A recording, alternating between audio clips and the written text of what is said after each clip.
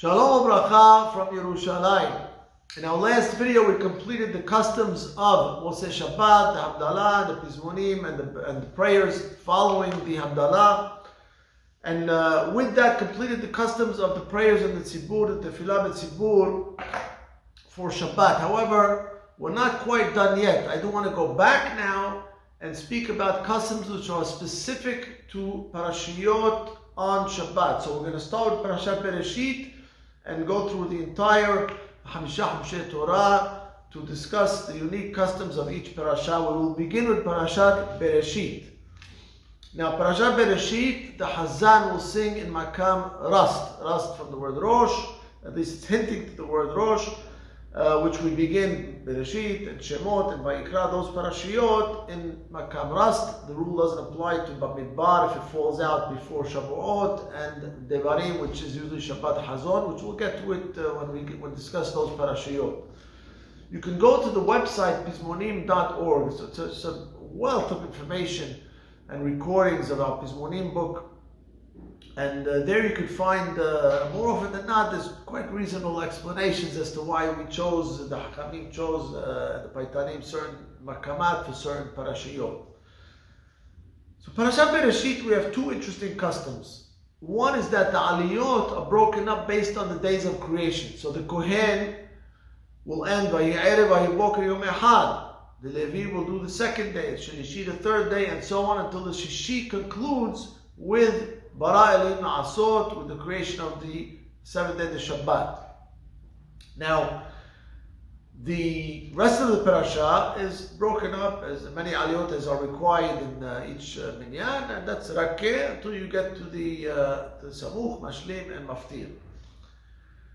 There is, recently I did want to point out, a couple of months ago, Tikkun Sofrim called Birkat Abraham, which was published in our community by just a group of people really dedicating many years of research and daikanut to prepare and present this Tikkun Sofrim, where we break up all the aliyot based on our customs, and there's other features which are very important.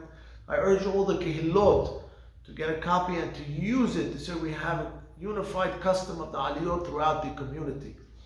Another very interesting custom, Parashat Beresheet, being it's the first parasha of the year, the Minhag, even from Halab, and it did carry on in Brooklyn in certain kehillot, is to give aliyot on this first parasha of the year to those who are selflessly working on behalf of the Hebra Kadisha, the burial society.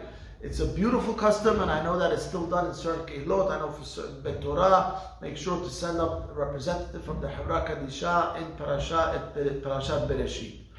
Noah, there's a little bit of a difference of opinion as to the scale. In most kehillot in New York, Argentina, and Mexico, they'll use Makam Siga. In Ades Knis in Yerushalayim, we sang today actually Makam Bayat. The Shishi of Parashat Noah is a beautiful blessing given to mankind by Borei Olam when Noah exits the Teva. V'sharesu ba'aretz u'faru v'rabu ala haaretz, to be fruitful and multiply on the land.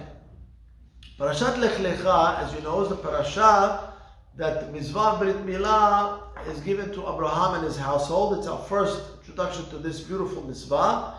And as you know, Makam Saba is the Makam for the Brit Milah, and therefore it's the Makam for Parashat Lekha. The Kedusha, the Nakdishah, is sung worldwide in every Syrian community in the world to the tune of Ata'ahubi, the famous tune of the Brit Milah. It's on page 410 in the red books, the Pizmonim books.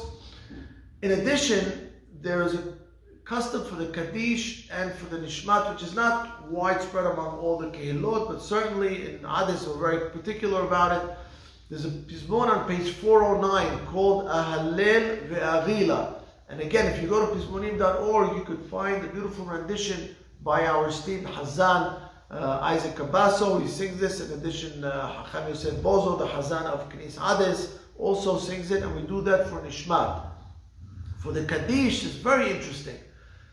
There's a pizmon called Mekom Bina Efon Imsa.